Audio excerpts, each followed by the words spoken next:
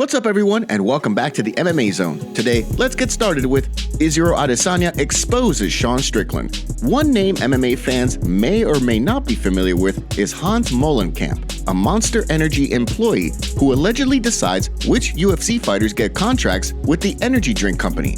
In the past, former bantamweight champion Dominic Cruz has called Molenkamp out for using his position as a decision maker for Monster in order to get content and engagement from fighters. After Sean Strickland recently signed a contract with Monster Energy, Israel Adesanya called him out during the UFC 293 Fight Week press conference. When did you sign a Monster Energy? When did you sell your soul? Tell me. Hey, you signed your soul recently, bro, right? You did. I ride motorcycles. Isn't it funny that anytime I have to fight someone, Monster signs them immediately and becomes a fan of them? You know why? Because I didn't sell out and I didn't sell my soul. What'd you have to do to that pig-headed huh? What'd you have to do to sell your soul to get that deal? In the past, Adesanya has stated that he rejected an offer from Monster Energy, which explains his decision to cross out the Monster Energy logo in the center of the canvas for the camera after defeating Alex Pereira at UFC 287. Given that it seems there's plenty of bad blood between the two sides, it'll be interesting to see whether or not Adesanya has another message for the energy drink company following the fight. Shout out to our first comments on yesterday's video. Thanks for the support.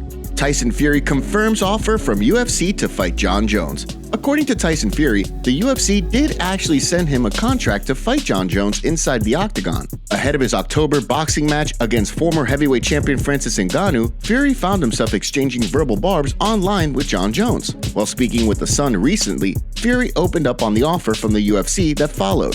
That's 100% true. I've had an offer from the UFC, from WME IMG to fight Jon Jones. Frank Warren knows about it. My team knows about it. It's still ongoing, and we're looking to move forward on that for sure. Me and Jon have even spoken about it. It's definitely a real thing. From the sounds of things, Fury is pretty serious about dabbling in MMA going forward. In addition to his recent comments regarding a potential fight with Jon Jones, he's also expressed a desire to compete against Francis Ngannou under the MMA rule set. The Gypsy King, of course, has a number of options on the table. In addition to a potential MMA bout against Ngannou or Jones, he could also make the decision to return to the ring and compete against Alexander Usyk, as many boxing fans have called for.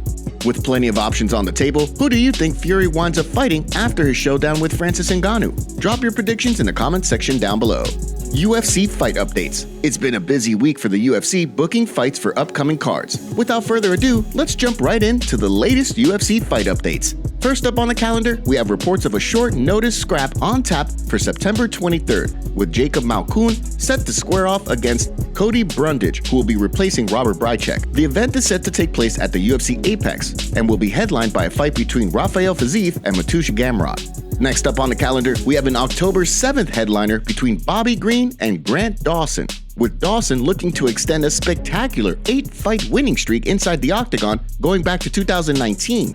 On the flip side, Green is eager to build on a recent win over Tony Ferguson at UFC 291 back in July. This card will also play host to a clash between Montana De La Rosa and Stephanie Egger, which will see De La Rosa look to snap a 2-fight skid, while Egger will look to bounce back from an April submission loss to Irina Alekseeva. Last but certainly not least, we have a clash between Matt Schnell and Steve Erceg, set for UFC 295 on November 11th.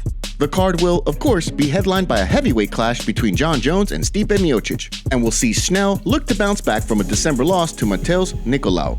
On the flip side, Erceg will look to extend his 10-1 record that recently saw him pick up a unanimous decision victory in his UFC debut back in June. Before we continue, make sure you give that like button some love, and be sure to subscribe to the MMA Zone for all of the latest news. Aljamain Sterling sabotaging his UFC career. Aljamain Sterling and UFC President Dana White had seemingly buried the hatchet after their public spat following White's announcement of he and Sean O'Malley fighting sooner rather than later after Sterling's fight with Cejudo earlier this year. Despite that, White recently took aim at the former champ while speaking with media members after Dana White's Contender Series on Tuesday, speaking openly about Sterling.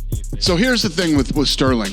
You know, I'll tell you my personal experience. So when you sit down with Aljamain one-on-one and, you know, you're whatever, he's a great guy. He's a great kid, very likable, everything else.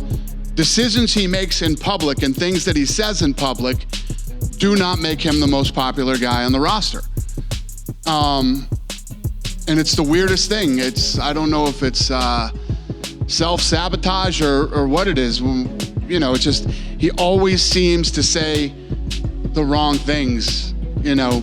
Given that Sterling may decide to pursue a rematch with O'Malley, it'll be interesting to see if his relationship with White comes into play at all as he navigates his next move.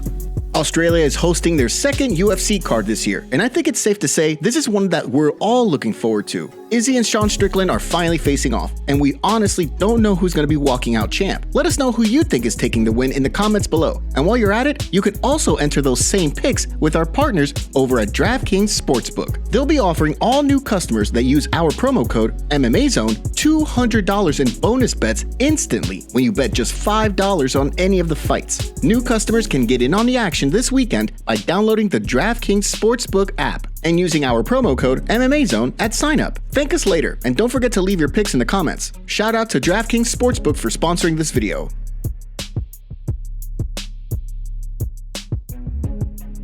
Khabib responds to $5 million UFC fight. When reports emerged that UFC Hall of Famer Georges St. Pierre was looking for an opponent for a grappling match, former champion Khabib Nurmagomedov's name quickly surfaced. Given that there was always plenty of respect and admiration from both GSP's side and Nurmagomedov's side, the grappling match between the two quickly caught plenty of attention from the MMA community.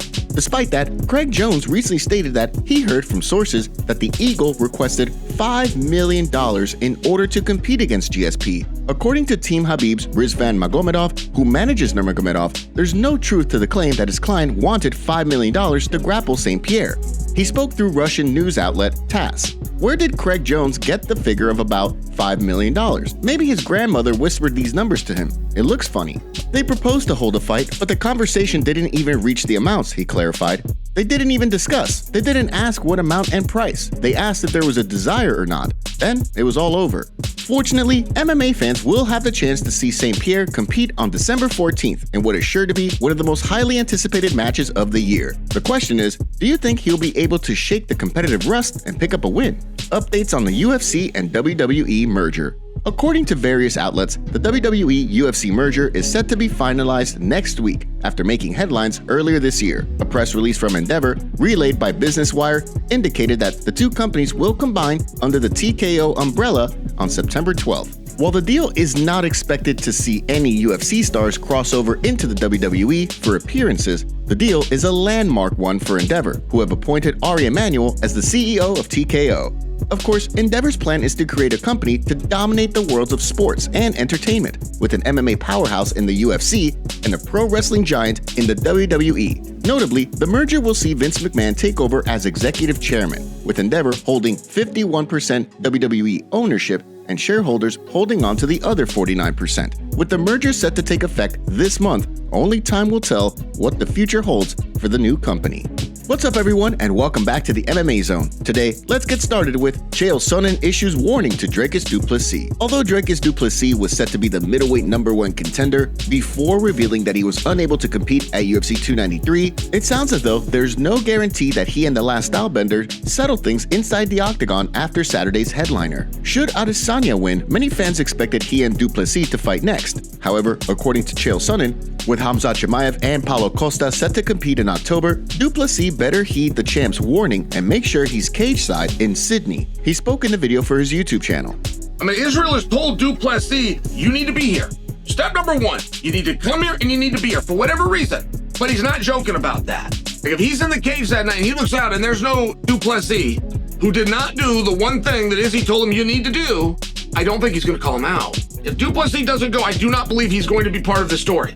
With just days to go before UFC 293, who do you think winds up getting the #1 contender spot at 185 pounds if Israel Adesanya emerges victorious from UFC 293 on Saturday? Drop your thoughts in the comment section below. And now for our breaking news story of the day. We have Dana White revealing bad news on a UFC fight. On a recent podcast, Dana shed light on the Mark Zuckerberg versus Elon Musk fight that was supposed to happen in the UFC. Here's what he had to say. Because I know you are friendly with Mark Zuckerberg, and then, there's Elon Musk on the other hand, who is like the biggest proponent of free speech in the world. And there was at one point the, possibility that there was going to be a fight between the two of them at the Apex. I know that has kind of gone in some different directions, but if that fight were to go down, would you feel comfortable putting your money on someone, maybe not just for skill, but who you would want to win that fight? I like Mark a lot, and I like Elon. So let me tell you who would win in that fight would be whatever charities were picked to donate the money to. They would be the absolute winners, because I think that thing would do $1 billion in revenue, and they wanted 90% of that money to go to charity. So it would have been the biggest charity event ever held in history, especially for one night. You think that there's still any chance of it ever happening, whether in conjunction with UFC or otherwise? I don't know. I never say never, but probably not. Oh, man. We were all really looking forward to that one, I know. Do you think Elon will still fight Mark Zuckerberg, or was it all just a gimmick? Let us know in the comments below. Top comments. If Dana doesn't like a fighter, it doesn't matter what they deserve. No rematch. How is Aljo the GOAT of the division? Did these people miss Dominic Cruz's entire career? He's the longest reigning champion at 135. Sure, he lost to Cody, but that was almost after a decade on top. The same goes for Aldo at 145. These guys are too quick to forget. Dana thinks the fight of the night bonus are charity. If you want to be featured on our next video, make sure to leave a comment and don't forget to check out yesterday's video in case you missed it.